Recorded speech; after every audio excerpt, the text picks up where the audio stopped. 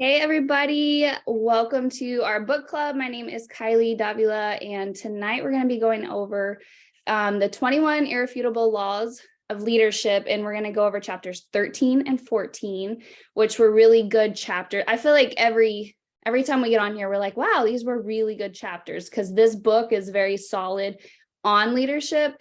And what I love is it doesn't have to be like just for plexus, like it goes outside of plexus and family, and made me think a lot even with my kids and stuff. So it's very good. So chapter 13 is the law of the picture. People do what people see. And this makes a lot of sense. And I think even for me, some of my core values of integrity, I think this, like when I was reading, I was like, yes, like I really appreciate when people are doing what they say. Like I can remember back to when I was in school and athletics, and the coaches that made the biggest impression, or the teachers that made the biggest impression, they were the people who were like telling me stuff or teaching me, but also like they backed up what they were saying by their actions. And I remember them to this day. I remember Miss Cassell in the 8th grade. I remember Coach Love. Like I have specific people. And so it's very powerful. He starts out by talking about two different leaders from World War II. And hopefully I pronounce his name right. Sobel is how I think it's pronounced. I don't know. So you have two leaders here. You have Sobel and then you have Winters. And he talks about Sobel as this leader who basically drove the men mercilessly, which was fine since he was preparing them for combat. But the problem was he didn't push himself the same way. And in fact, he was barely capable of passing the physical test required of paratroopers.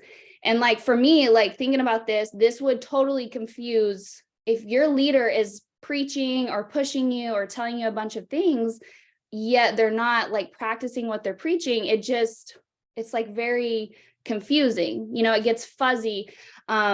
It would cause people not to trust you. There would be like, you would not be inspiring anybody. And so you have him here. And then you have another leader called Dick Winters. And it says that he always led from the front, setting the example, taking the risk along with them. And it says that his philosophy of leadership was officers go first. And even my husband, like being in the military, I can tell you, we've been under a lot of leadership, or he has. I say we because I tie myself in there. I'm like, I mean, I go through it too. So, but I can tell you that he has had leaders that he'll be like, man, he's all about the boys. That's what my husband will say. He's all about the boys. Like he's great. He's amazing.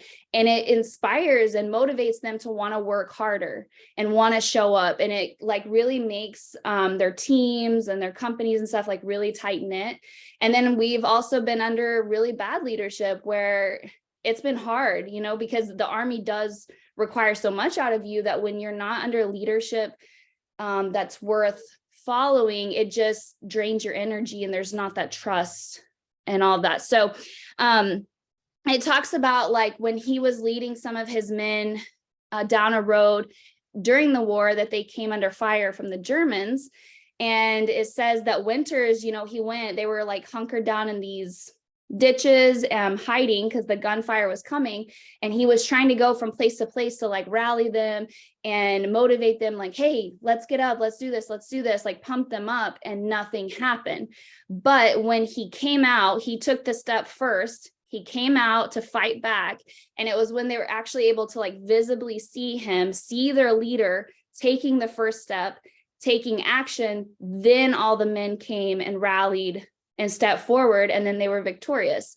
So 35 years later, one of the men, Floyd Talbert, said, "I'll never forget seeing you in the middle of that road. You were my total inspiration. All my boys felt the same way." And I was like, that's the type of leader, you know, I aspire to be. Maybe not in the war. I'm not going to go, that's kind of crazy. But, you know, I want people to trust me. I want to be setting the example and making sure I'm taking action and like, you know, in the trenches doing all the things too. So I really love that. He also goes on to say that leaders are both highly visionary and then they're also highly practical. Leaders are paid to be dreamers. In fact, the higher you get in leadership, the more your work is about the future. So while he's also saying that, he's saying that even though leaders are stewards of the vision, that you have to be careful because there's a temptation to want to just communicate this, but you can't just communicate. He says communication's certainly important. Good leaders must communicate the vision clearly, creatively, and continually, but the leader must also live the vision. The leader's effective modeling of the vision makes the picture come alive. And I thought that was super powerful. So he goes on to give some modeling insights for leaders. And the first one was the people you lead are always watching what you do, always. He mentions the kids here. And I have really, like, having Bella, she mimics a lot of things that I do. And I've noticed how I interact with Noah, both good and bad. I've seen her literally copy whatever I do. And I've been like, oh, okay, I really got to watch, what I'm doing. And she does, like I said, it's good and bad. I can see her comfort him if he gets hurt, or like wanting to, oh, he's hurt, you need to kiss his boo-boo or whatever. It's like, okay, she's watching me and what I'm doing is setting the example. And it's very powerful. And he gives a few quotes that John Wooden says, and one is, no written word nor spoken plea can teach our youth what they should be, nor all the books on all the shelves. It's what the teachers are themselves. So if the bosses come in late, employees feel that they can too. If the bosses cut corners, employees will cut the corners. People do what they see. So I thought that was really good. And basically, to kind of end with this chapter, on the modeling insight for leaders, which is it's easier to teach what's right than to do what's right. I love here, he said early on, he decided, I would not teach anything I did not try to live out. And for me, I'm like, yes, I don't want to be, even if I know it's the right thing to say or what we should be doing, I'm like, if I can't uphold that or like show up like that, I don't want to be, just here to put it out. And he says, or author Norman Vincent says, nothing is more confusing than people who give good advice but set a bad example. And then on the other side of it, nothing is more convincing than people who give good advice and set a good example. And I thought that was super great. So he goes on, he gives some more. And so then jumping to chapter 14, the law of buy-in. People buy into the leader and then the vision.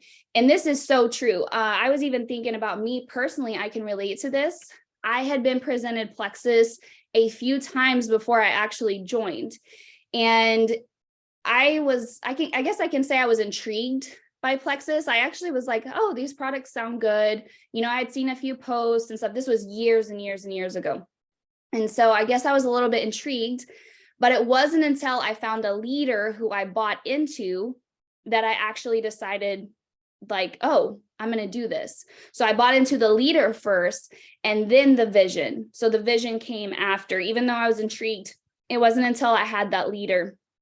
And then he goes on to talk about Gandhi and how he literally changed India, and the presence he had and the trust, and how he got people who were used to like violence, and that's how they got their point across, to literally no violence. Like it was like night and day vision changes he talks about. And I thought that was really good, all of the stuff he talked about there. But what I really wanted to touch on, it reminded me of Plexus, because, or our business part of Plexus.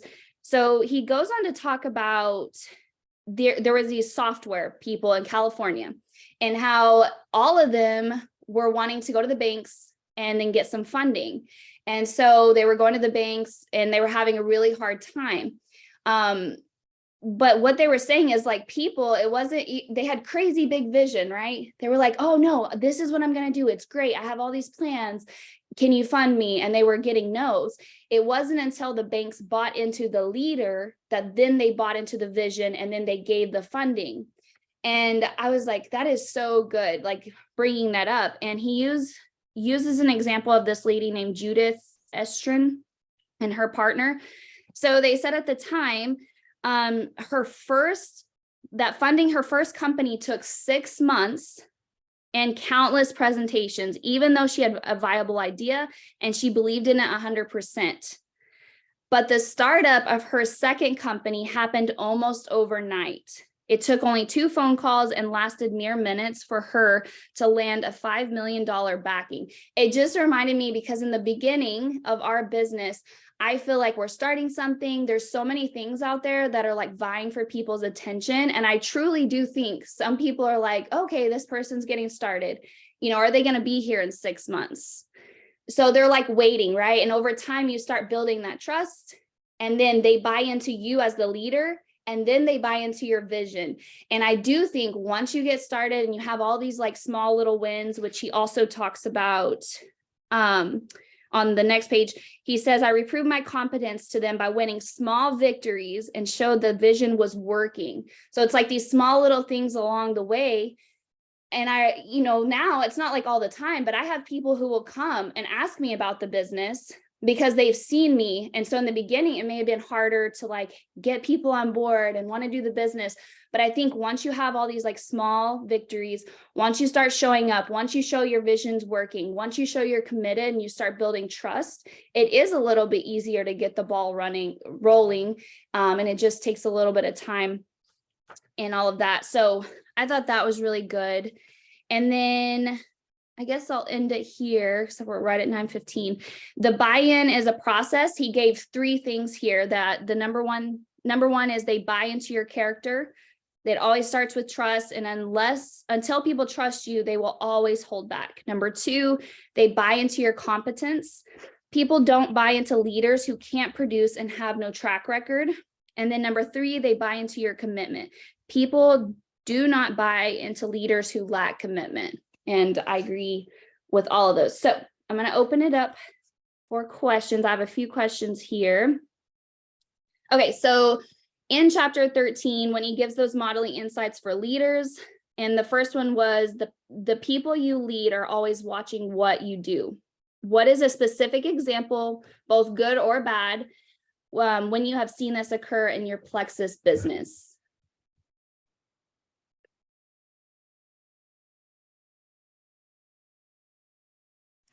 So an example I can think of is just something I learned early on was to never tell my team like, oh, I can't because, and then like blame my kids or my family or that someone was visiting or it was a holiday, anything like that.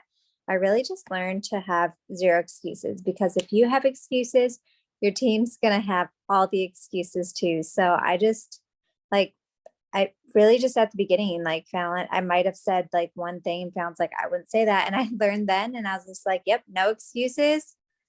I'm doing the things no matter what. And I would say that's, how my leaders are themselves now. So definitely super important. Yeah, that's so good.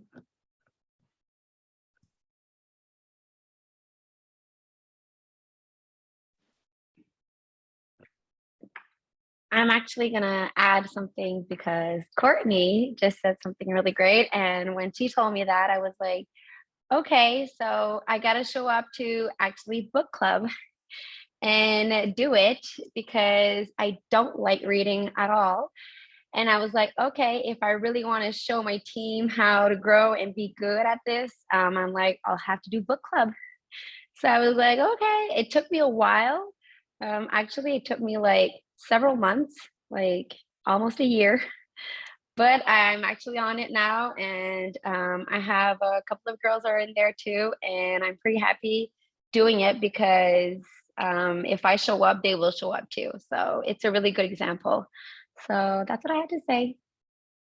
Yeah, that is perfect. Like, I can remember too, in the beginning, I would kind of like cut corners. Even though in the beginning, it's like, I didn't realize, I was like, oh, well, book club. Yeah, that sounds fun. I'll make it when I can. Right.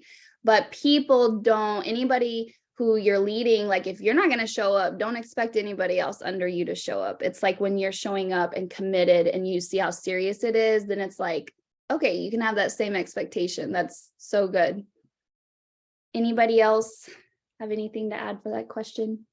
I'd say something that stuck out to me in the very beginning was how important posting is and being consistently with like showing up every day for your business. And then on the flip side, commenting. So I feel like myself and I got that from Tova. Tova is really good at that. And then we've passed it down to our team, and our team is very good at consistently posting and consistently commenting and lifting each other up. So your leaders lead by example, and it's true right there. Yeah. And I think too, like posting, your people are reading and like seeing how you post, and like you're setting that example. Because I know that was the hardest thing, right? Especially people, you might get people who are like, oh my gosh, so much potential, but they're not super active on your Facebook, on their Facebook.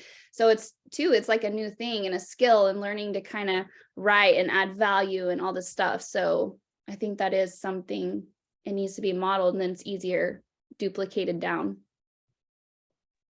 I agree. I think one of the things I told Sabrina on our very first call is I don't post. I'm not a poster. And watching her and Kristen post every day, I was like, oh, well, that's just what you do. Like, it was just not an option not to. And like calls as well. Like Kristen was always on. So it was always something like, okay, it's not an option. Like I make the time and that's it. Date nights are changed to a different day or things like that. So I think that's like making it the priority. And Kristen has always set a really good example. Like Plexus is a priority, so it's a priority for me as well. Yeah, absolutely. Kylie, I just wanted to brag on you for a moment. Like since the beginning, I have like always been watching you, and you've always like been there telling me what to do, giving me tips, encouraging me. And like for the longest time, you know, you were like, you need to speak up on book club. You have so much to say. And I don't know, just like watching you like show up, and you're always there, and you're always like speaking up and helping me out so much. And I feel like you've just been like a huge part in me like kind of coming out of my shell with things. So Well, thank you so much. I feel like words hit, like I told you guys, one of my core values, recognition. So I appreciate that so much, saying that. And that is true. Like sometimes I'll think about like when I got started, what was the main struggle, or what was I missing?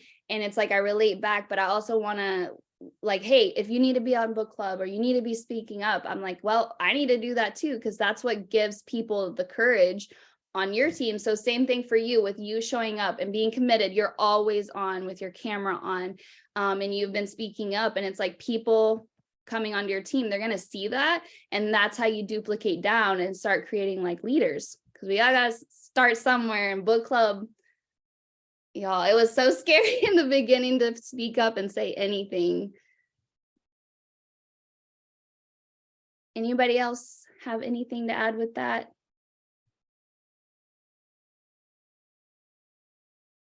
Okay, so I wanted to ask more like targeted towards the Jules on here, because I thought it would be great for some tips. But so Jewel focused, Maxwell says that example is leadership. What specific things or examples of things did you implement that you think made the most difference in your leadership and success in this business?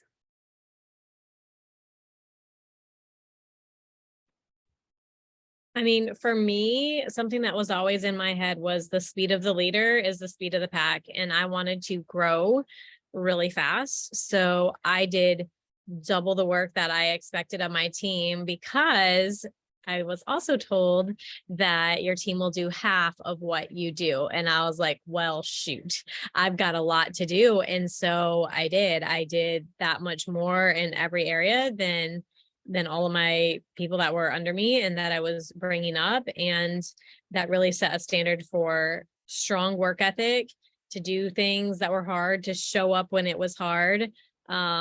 I've led calls when I'm in labor. I've led through calls in the middle of a divorce. I've led calls with kids nearly dying next to me, barely able to breathe. Like I've done the things and showed up because that's what leaders do. Now, there were times when I did have to be like, okay, I have to take care of this. So it wasn't like I was working all the time. Like I still have my priorities where they needed to be, but showing up, it just shows your team, like you can do hard things, even though it's hard. Like I didn't tell them it was easy. Like, oh yeah, life is perfect. No, like it's hard, but here I am. Yeah, I will add to that. You've always been somebody who like inspire, even trainings. I don't know. I'll like look through Pink Power and I remember like seeing things and following and Natalie, I've heard her say so many times, well, Fallon, said this or did this or posted, and we have followed that all along. And so I've always been so thankful for like your work ethic and everything.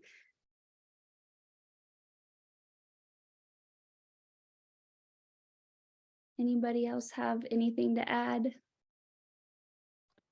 I think, Tova. Go ahead, Nelly. I think this is a very simple thing to implement, but just the way you talk about your business to your team is so important. That's like the easiest thing you can implement is just when there is a conflict or when times are hard, the language and how you speak about your business, or just telling your team how grateful you are that you all get to do this. It's just a really simple thing to implement that can really duplicate that gratitude within your team. Because I think sometimes we do get caught up in, troubleshooting customers and doing all these things. And we could feel drained, and it can feel draining. But when you have a leader who is, talking about, wow, what a blessing that we get to do this. Like, wow, I was able to, help out this person, or, wow, look at this person just taking off and growing in their leadership. And it's like that positive feedback, I think, is just something so important, that when you do it to your people, they'll do it to their people. And that's how you have a really positive culture, and not just people, getting into that negative talk, negative mindset when things do get hard, because they do. But I think that's just an easy thing to implement. Yeah, gratitude. Couldn't agree more. Ways. Yes. And I think it's intentionality. I think a lot of us feel it and think it, but it's like a marriage. You can't just assume. People are like, oh, I love you. I appreciate you. Like you gotta be intentional about those things. So I feel like I've learned that and try to do that with my team, so that hopefully, like you said, they do the same thing.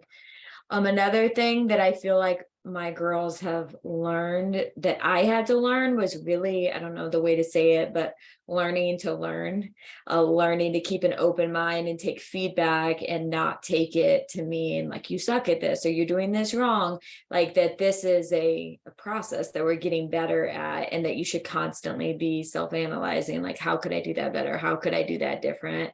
What are my blind spots? I think that's a habit that definitely has to be fostered, and I try to do that. And I think most of us, that fact that we're even here is a good sign. Yeah. And I think feedback can be so hard because like you can be like, oh, something's wrong, or it can bring up insecurities, right? Not even like, oh, they were trying to say something to me in a certain way, but it's like, oh my gosh, did I just look so stupid? Did I say, but it's like looking back, it's like, oh my gosh, thankful for the way I showed up. Maybe whatever I said, maybe it was not the best thing, but you learn. And like always knowing, I've always known like, okay, they have my best interest at heart. They want me to succeed. So what they have to say, like, my hands are open, like I need to receive it. And I do think it's something to be learned, to not take offense or be offended, and be thankful that somebody cares,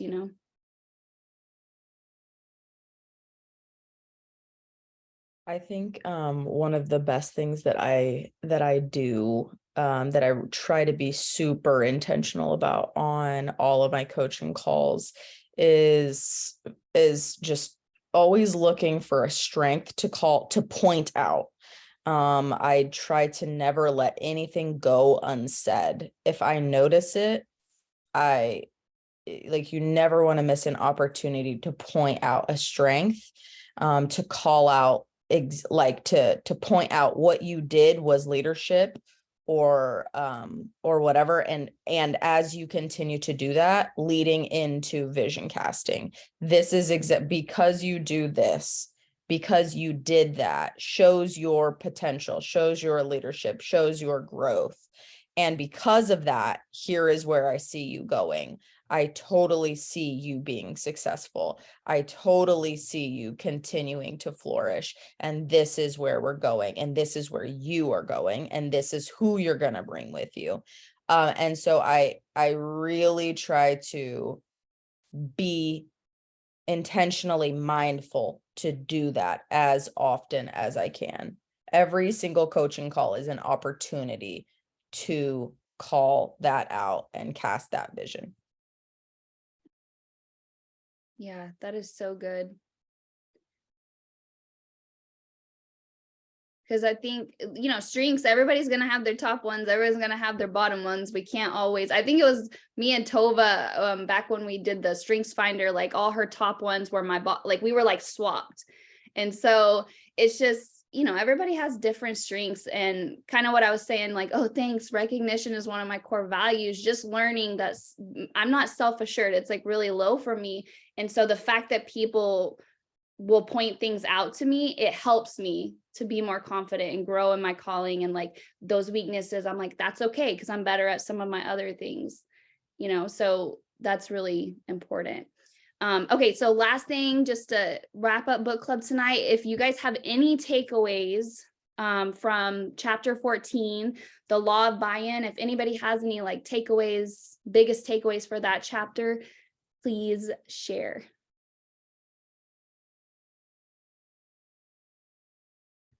I felt strongly about the Tony Blair point that if your people have buy-in with you, that doesn't mean they have to agree with every single thing you're going to do and all the decisions and all the past. Like, that's not what it's all about. They'll still follow you. They'll still support you. They'll still be committed to you if you have that original buy-in. And it's so true if you think back with leaders like that, and good, strong leaders that you were willing to disagree with and still trust and still follow.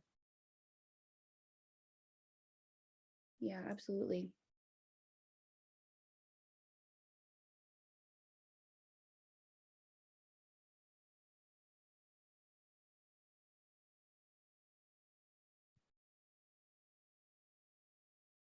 Anybody have anything else to add? It's like the awkward silence. But I know every time at book club, I feel like somebody's on the edge of like wanting to unmute. So if you do, pop in, and if you don't, that's okay too.